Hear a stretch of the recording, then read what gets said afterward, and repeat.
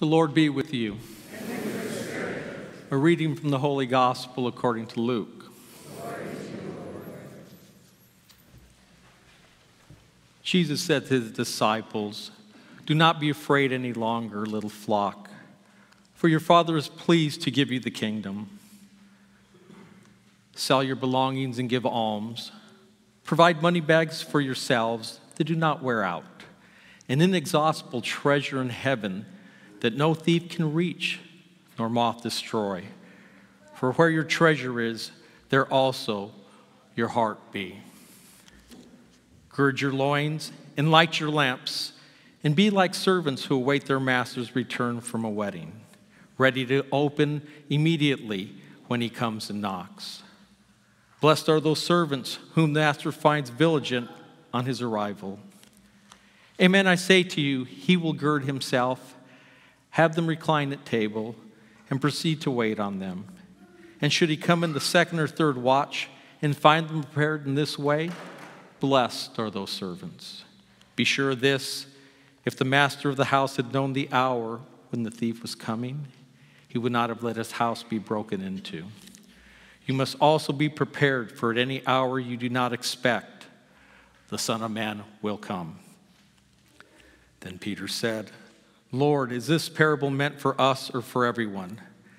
And the Lord replied, "Who then is a faithful and prudent steward, whom the master will put in charge of his servants to distribute the food allowance at the proper time? Blessed is that servant whom his master on his arrival finds doing so. Truly, I say to you, the master will put the servant in charge of all his property. But if that servant says to himself, 'My master is delayed in coming,' and begins to beat the men servants and maid servants to eat and drink and get drunk, then that servant's master will come on an unexpected day and an unknown hour, and will punish the servant severely and assign him to a place with the unfaithful. That servant who knew the master's will but did not take preparations nor act in accordance with his will shall be beaten severely. The servant who was ignorant of his master's will but acted in a way deserving of a severe beating shall be beaten only lightly. Much will be required of the person entrusted with much. Still, even more will be demanded of the person entrusted with more." The Gospel of the Lord. Praise to you, Lord Jesus Christ.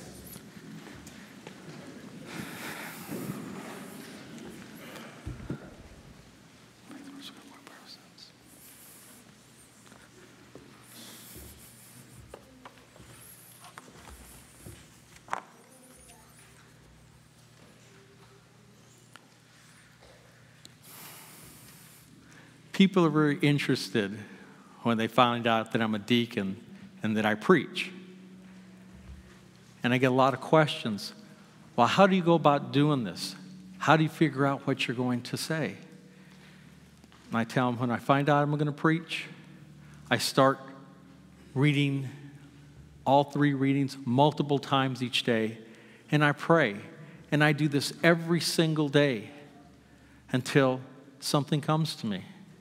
People tell you that's in my subconscious. People tell you it's divine grace. So as I prepared for this week's homily, I read and I prayed and I read and I prayed. And all I could get was this song that kept going through my mind. So I kept reading and I kept praying, and the song kept coming. And I understand that it was from a great spiritual master. So instead of singing it to you like Father Mark would do, I'll tell you a story, because I couldn't carry a tune if it had a handle, okay? So, and it's written by this great spiritual master named Kenny Chesney. I don't even like country music. And it goes like this. It's from a young man's perspective. And the young man says, "Preacher told me last Sunday morning, son, you better start living right. You need to quit the women and whiskey and carrying on all night. Don't you want to hear him call your name when you're standing at the pearly gates? And the young man says, I told the preacher, yes, I do, but I hope they don't call today, because I ain't ready. The young man continues and says, everybody wants to go to heaven and have a mansion high in the clouds. Everybody wants to go to heaven, but nobody wants to go right now. It's a song that's to a reggae beat, and the Wailers are singing behind it. And it's a little bit irreverent, but if you look at it, it fits perfectly with today's readings. Because that little song that we heard is a song of human nature, the battle that we have within us. It's that pull between the secular and the divine that we go through every single day.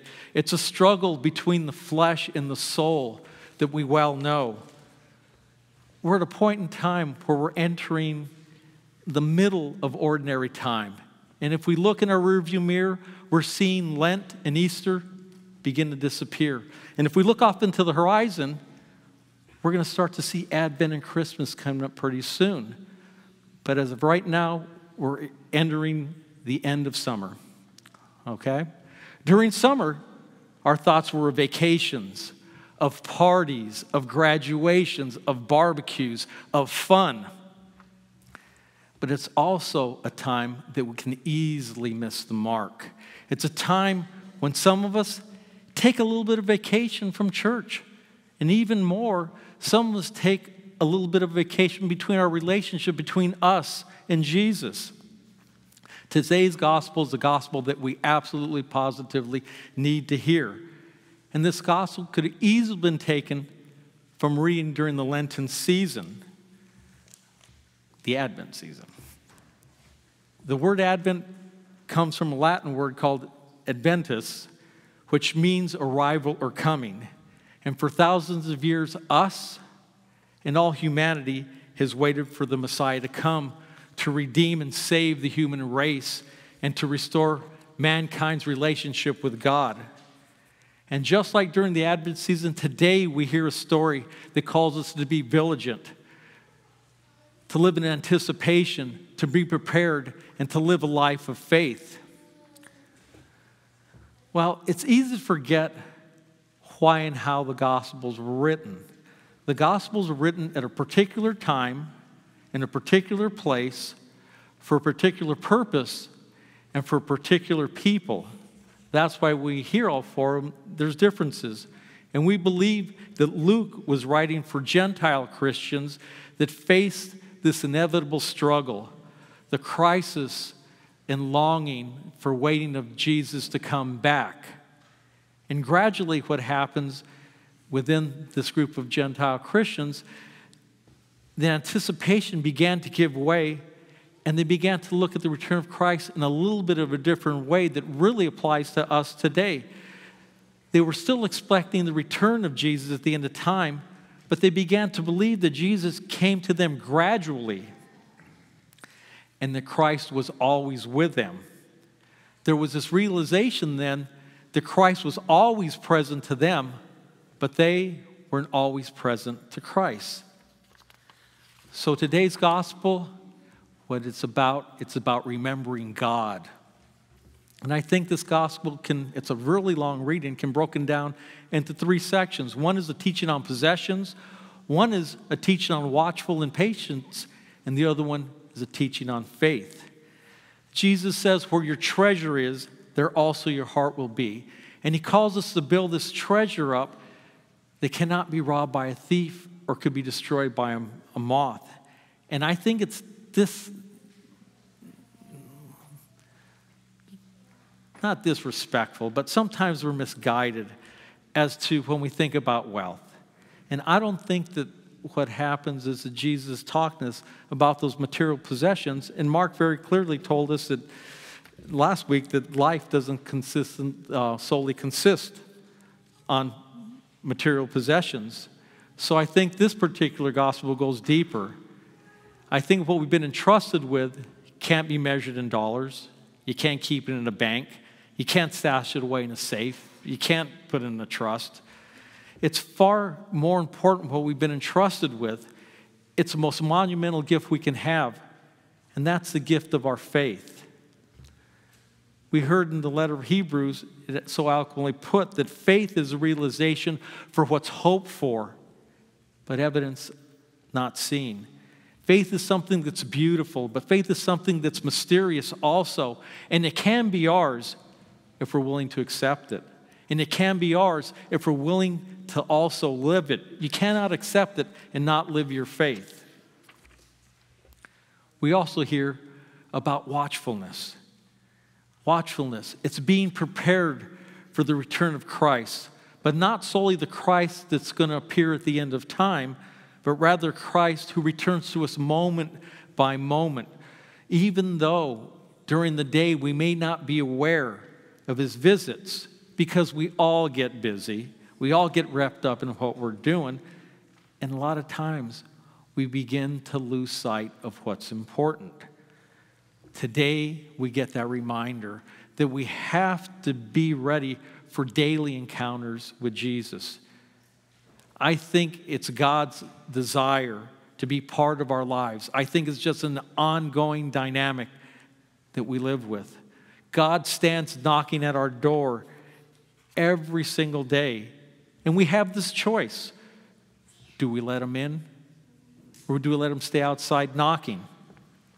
It could be a telephone call, a chance encounter, a conversation with a parent, with a child, with a friend, with a stranger. I think there's a number of ways every single day that the Lord unexpectedly comes to us. And the Gospels tell us, for our part, we have to be alert of his coming, with our eyes open and our senses sensitive to his presence in and around us. We can never know when God's going to come to our door. And when he comes to our door, he's going to ask us to give something back. So we have to be prepared. We have to be prepared to love. We have to be prepared to forgive. And we have to be prepared to give and to show mercy. We have to be prepared to feed the hungry, shelter the homeless. Be prepared to listen to a person who is hurting, or comfort someone that's lonely, or pray for a stranger in need. We have to be prepared to stand up for those who cannot stand up for themselves, the marginalized, the weak, the frightened, the old, and the unborn. That's what Jesus is asking us to do. Because what he said was, when much will be required of a person who's entrusted with much, and even more will be demanded of the person entrusted with more. The gifts we receive to God, they're not to be kept.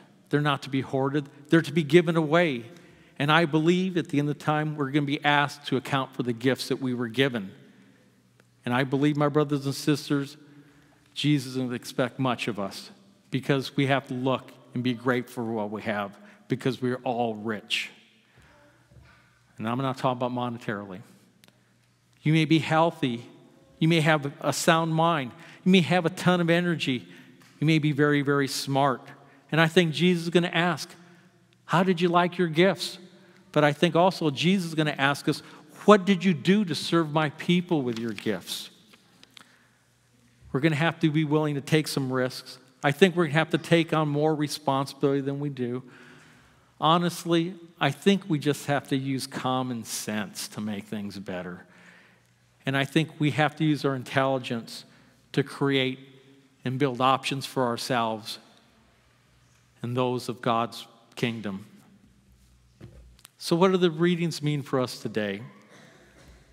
Ultimately, what do they say about the salvation of our community and our own individual salvation? I'd like to tell you a little story. Upon Jesus' arrival to heaven, he was met by a vast holy host of angels, and they greeted him. And after the formalities, the angels asked him, "Who did you leave on earth to finish the work that you had begun?" And Jesus replied, "Just a small group of men and women who loved me." The angels were astonished and said, "Is that all?" And Jesus said, "Yes, just a small group of people loved me." The angels asked him, "What if they fail?" Jesus looked at him and said, I have no other plans. My brothers and sisters, Jesus doesn't have a plan B. We are his plan, and we are his only plan. We are the ones to carry out his unfinished work on this earth.